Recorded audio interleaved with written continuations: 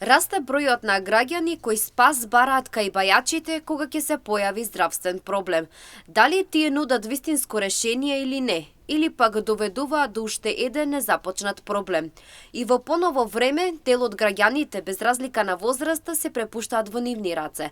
За свештените лица, оваа тема е неприфатлива, сметаат дека на овој начин се негира црквата и дека народот му се препушта на ѓаволот.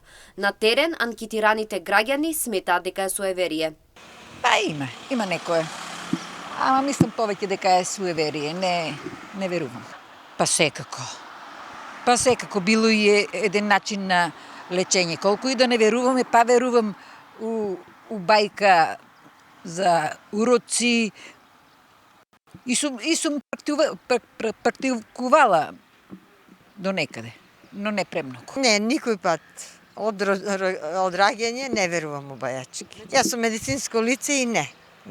Никак. Може. Мислам да. За суеверие, иначе ја не верувам. Повторно да се родам, нема да верувам. Веруват, да. Има.